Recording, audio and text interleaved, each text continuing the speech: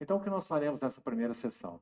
Nós vamos examinar, dentro do que for possível, contamos com o Senhor para nos guiar nesse caminho, a profecia de Jeremias, especialmente o livro da profecia, o profeta Jeremias, na sua longa profecia, descrita aqui então no seu livro. Quando, irmãos, nós vamos ao capítulo 2, por favor, vamos fazer isso, no livro então de Jeremias agora. Jeremias capítulo 2. Nós vamos começar por aqui. E a minha carga é destacar 8 notas. Então, se você tem o hábito aí de fazer as suas anotações, seria muito bom que você então registrasse, mas não as jogasse na gaveta, mas você fosse diante do Senhor com todo esse assunto. 8 marcas distintivas de um cativeiro espiritual. Segundo a profecia de Jeremias, o que denota quais são as condições que evidenciam um cativeiro espiritual. Agora, ainda antes de lermos aí, iniciando pelo capítulo 2, escute isso, por favor, com atenção também. Meus irmãos, a palavra de Deus é tão maravilhosa, porque veja bem, esse livro foi escrito mais ou menos 500 ou 600 anos antes de Cristo. E essa palavra é tão atual. Veja o que escreveu um irmão, um servo do Senhor, há mais ou menos 150 anos atrás, mais ou menos. Ele nasceu em 1825.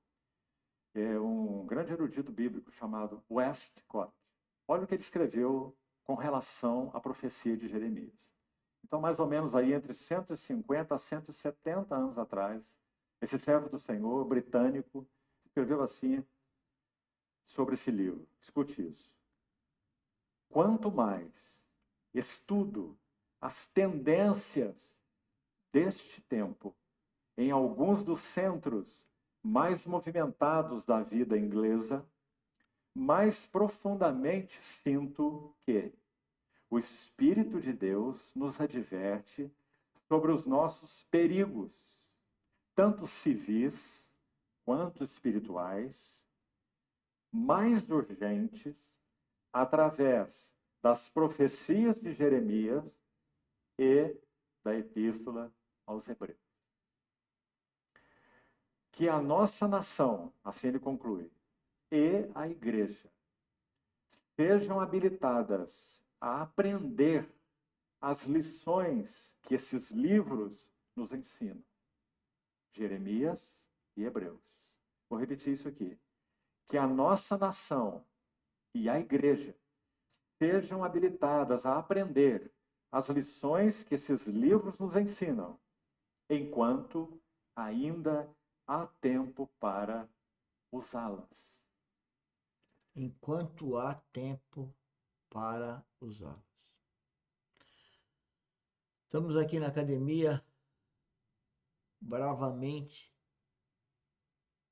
porque o mundo não para nos ouvir. Os nossos queridos entes, familiares, não querem ouvir.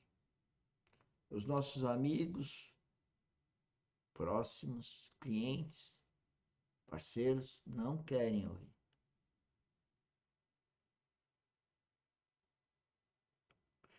E a gente passa o dia chorando, contrito,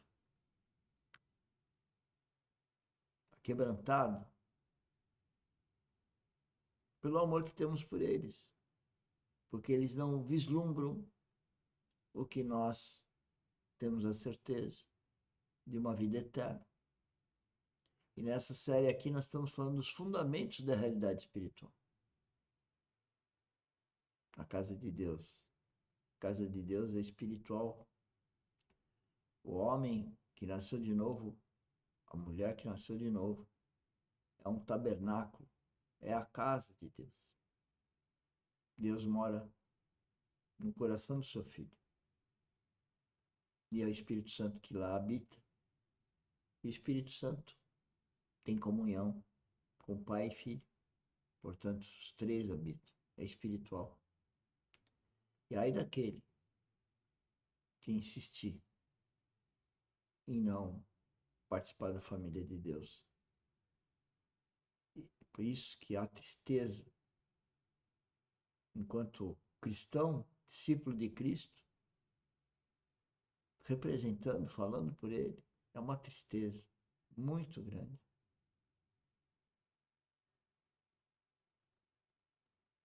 Mas o Pai sabe que a gente está passando por isso e ele tem um objetivo, tem um propósito. E o nosso propósito é fomentar o empreendedorismo geotécnico, que é a questão verdadeira e produtivista, para ter Cristo em nós. Mas ninguém quer ouvir. Todo dia, às 6 horas da manhã, de segunda a sexta, né? Nós começamos o dia num mini treinamento exatamente desse empreendedorismo geotécnico. Mas ninguém quer ouvir. Mas ninguém quer ouvir quem? Espírito Santo. As pessoas querem caminhar pelo seu eu, e o Filho de Deus, o cristão verdadeiro, caminha pela mente de Cristo. É guiado pelo Espírito Santo que habita seu coração. Há um desencontro muito grande de quem está no reino, servindo a Cristo, agindo, falando em nome de Cristo, e daquele que não está.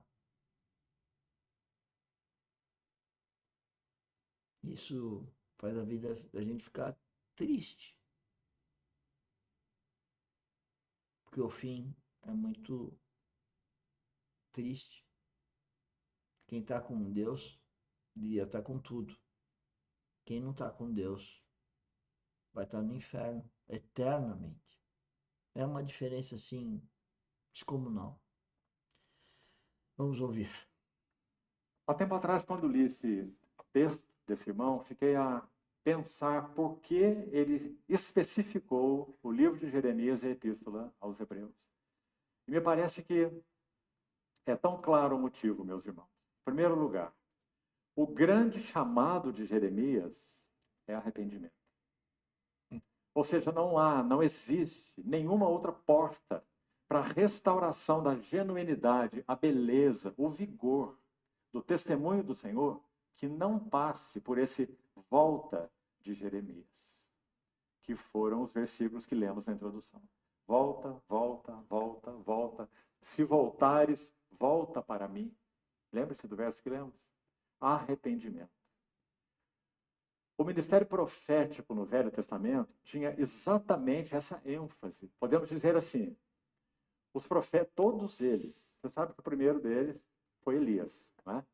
Todos os profetas do Velho Testamento tinham uma carga central, uma única. E você pode colocar aí essa palavra para resumir toda a carga de todos os profetas: arrependimento. Porque podemos dizer que o ministério profético é o ministério de um toque de trombeta. Não é um ministério de ensino. Os profetas não foram levantados para ensinar em Israel. Eles foram levantados para chamar Israel de volta ao Senhor. Compreende isso, irmão? E os sacerdotes? Mais à frente, ainda hoje, se o Senhor permitir, vamos ver isso com detalhes aqui mesmo nesse livro. Os sacerdotes, sim, eram os mestres nos tempos do Antigo Testamento. A palavra de Deus, a lei do Senhor, estava confiada aos sacerdotes para que eles ensinassem ao povo. Então, quando o povo se desviava do Senhor, o Senhor chamava essas duas classes de serviço a ele de um modo muito especial, ao arrependimento, seja os profetas ou seja os sacerdotes. Porque os profetas, então, repetindo, eles foram chamados, selecionados por Deus para chamar o povo de volta. Volta, volta e volta.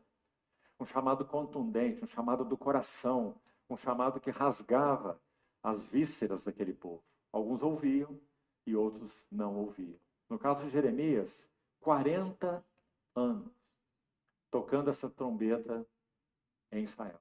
Resultado? Zero. Nenhuma alma se voltou ao Senhor durante 40 anos.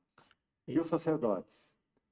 Abandonaram a palavra do Senhor, abandonaram a lei do Senhor, profanaram o altar do Senhor, então o povo perdeu a palavra do Senhor, o ensino, o frescor do